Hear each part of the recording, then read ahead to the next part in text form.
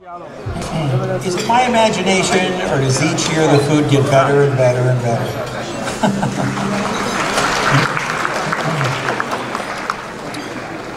You know, when you came in the opening ceremony, it was, I think in a way, more fun, to welcome you on behalf of Grandmaster Wong and the World Wushu Federation. And now I've got to say goodbye. But first, I want to thank you for being here, because the tournament from our perspective was a lot of fun putting on.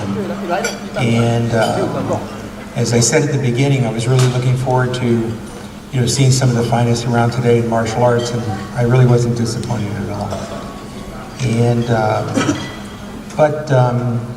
in saying goodbye and thank you for coming, I want to kind of break precedent here. And as you know, this is my 8th and final year as president. And when I started the journey with Grandmaster Wong, we had a dream. Chinese martial arts was not part of the Olympics. And so we, really pretty much Grandmaster Wong and I was his #1 helper, in doing it, decided that world tournaments would be the way to go. And we talked about it, formed the World Wushu Federation, and here we are today. This is our 6th world tournament. During the time I've been president, we've had tournaments in Germany and Malaysia, Argentina, and now here. And but all of it was really motivated by Grandmaster Wong. And we're all here tonight talking about Grandmaster Wong. So before I compliment anyone else, I'd like you to help me give a hand to Grandmaster Wong.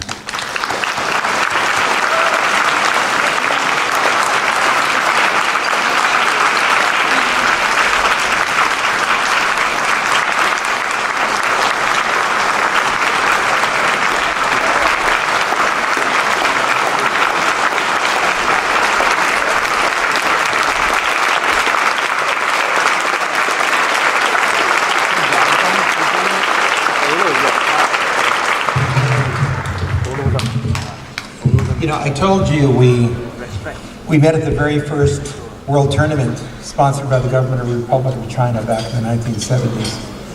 And as time went on, if there was a Chinese audience, then it was his time to talk. If it was a English-speaking audience, then it was my time to talk. But it was more fun for me when it was a Chinese audience and he was doing the talking. But there are several people that I want to point out, to you that it's never a one-man show, and these people really committed themselves to me at the beginning, and they made really all of it possible. And the first was my executive vice president, and I'm happy to inform you that he is my successor, and that's Grandmaster Martin. Stand up, there we go. Right.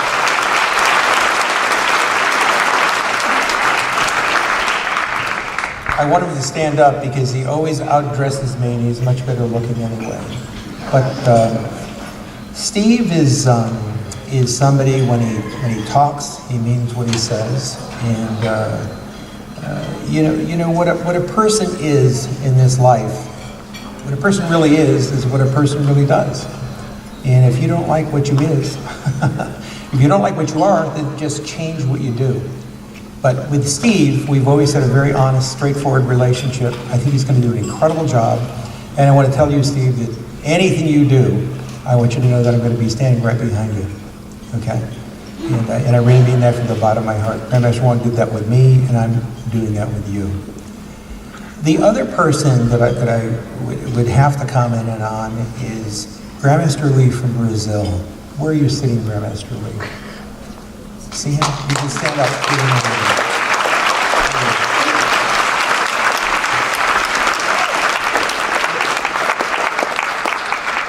Grandmaster Lee and I first met at the executive board meeting in 1992 in the Republic of China. And here's a man that's like the Abraham Lincoln for Brazil, because he pretty much was the guy that introduced Chinese martial arts down in that area. And when we talked about scheduling the world tournament, the first hand that went up in the room was Grandmaster Lee. And that particular tournament, it too was very special, to me. And I don't know if you realize it, but in Brazil, martial arts is the 4th biggest sport that they have down there. So I remember sitting at the head table with Grandmaster Wong, and as some of you know that come here every year for the Nationals, the group from the West Coast, which I bring here, they can make a lot of noise sometimes. And so all of a sudden we're sitting there in this arena. You'd really have to see this to believe it. It was the biggest audience we've ever had at a world tournament, and it was the first world tournament.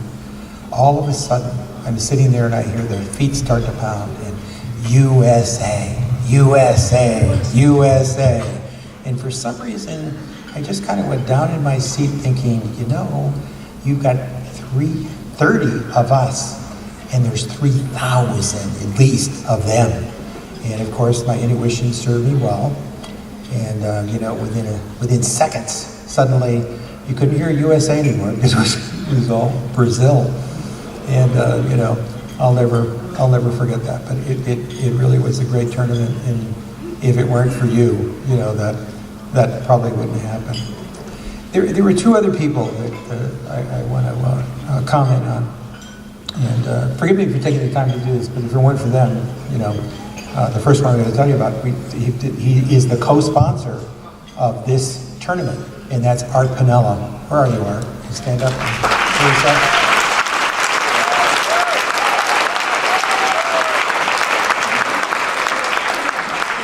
The thing about Art Piniella, I know he's in the background all the time, is he's a dentist by day and a martial arts teacher at night. But I never talked to him at all about being a co-sponsor of the national tournament. He did it all on his own, and the first I ever heard about it was the fact that they brought him up and asked him. And that's the kind of guy he is. He's totally dedicated, to me as his teacher and to this subject, and now Grandmaster Wong. In fact, Michael, we had a situation where Michael every year would come out to California for 3 years in a row. And he became such a part of the family that Art's wife wanted to adopt Michael. Unfortunately, Mrs. Wong would have nothing to do with that, so it never worked out. The other person, just really quickly here, is Brandy Piacenti. Where are you, Brandy?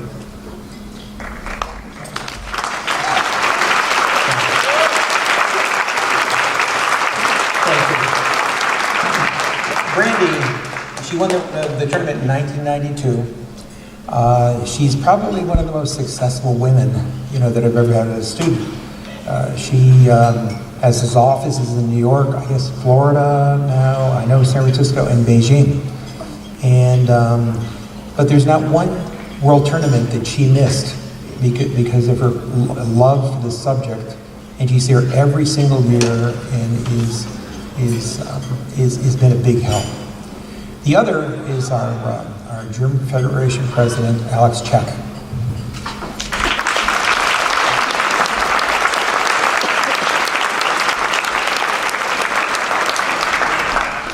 Alex Czech has been a friend for a long time, and he's actually as much of a friend to our students.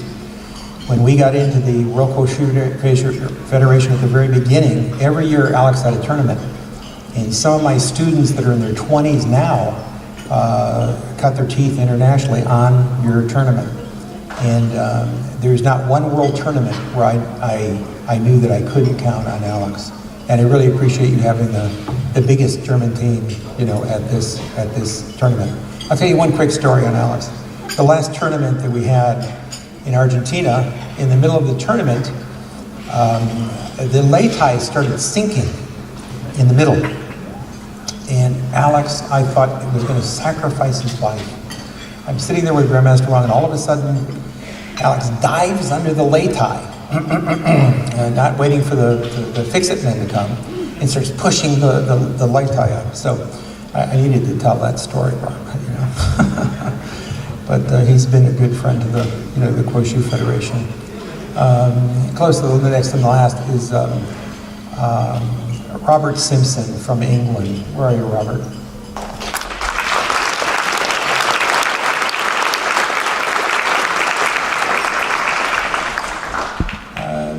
Robert Simpson is really the fashion plate, of the organization. I mean, he keeps telling me if I come to England, he'll take me to his tailor. I keep trying, but I'm coming up at 80 now. This is my 65th year, by the way, in martial arts. So, thank you.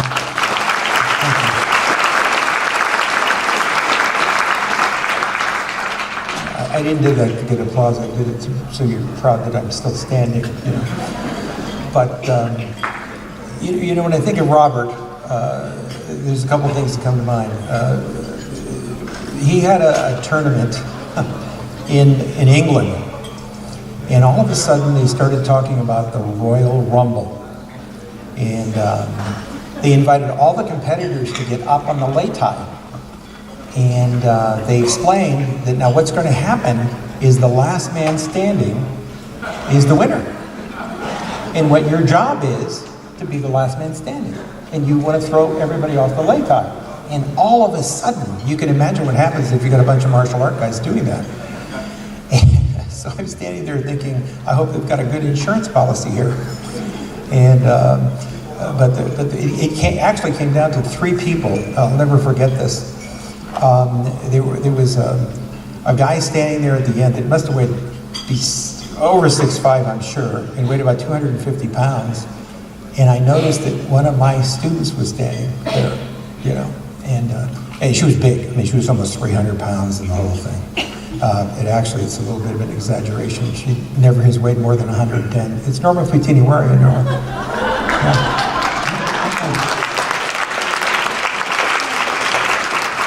So you can imagine little Norma. I mean, this is true. I have an exaggerated imagination sometimes, but so he finally corners Norma, but right at the edge of the, there is no place for her to go. Can you picture that? Okay. So Norma, being a good Bakudo guy, attacks him.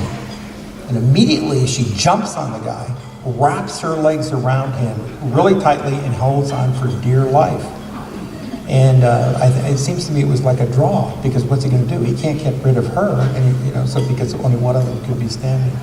And I also want to thank you, Norma, for your help with the Irish team. And while I'm at it, I want to thank John Ozuna for helping with the New Zealand team, which did a heck of a job today.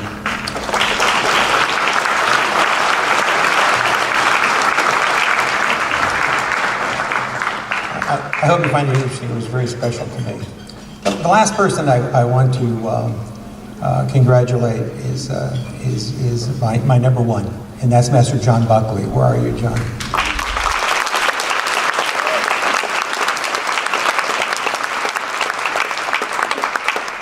John is my first disciple, the first person I ever picked as a disciple, and he's also the heir to the Bakudo system. And the most important thing in terms of this gathering here is there's been 6 world tournaments, and John Buckley has been the coach for all 6 tournaments. In all 6 tournaments, the U.S. has really done pretty well, and a lot of that, is due to John Buckley. While I'm standing here, I'd like you help me congratulate him right now, because he's getting his 8th degree black belt.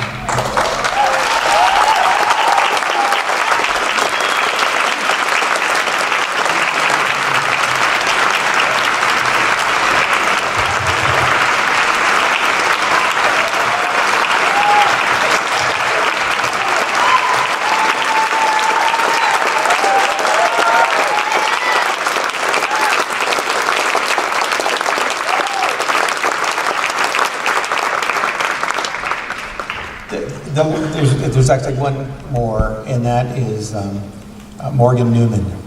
Why don't you stand up, Morgan?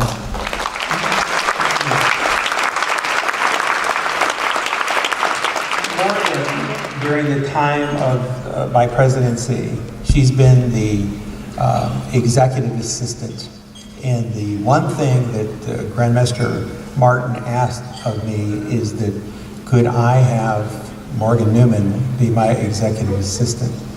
And Grandmaster Martin, we haven't had a chance to talk about it, but there are some costs involved in that, you know, and she is very expensive, but I'll do my best to, you know, see if I can talk her into it. But Morgan Newman is a 3-time world champion, and she, ladies, she is the first woman that was ever asked to coach the U.S. team. So she's very, very special. You ought to give her a hand for that.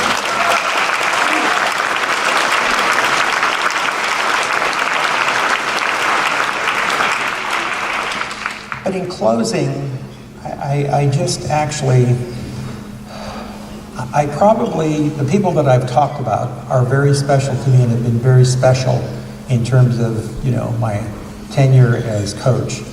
And I would have a wish, you know, for each one of them. And that wish would be that you, when you get to this point in your career in martial arts, as I'm standing here right now, would be as happy as I am right now at this meeting. And I would really wish that for you. Okay?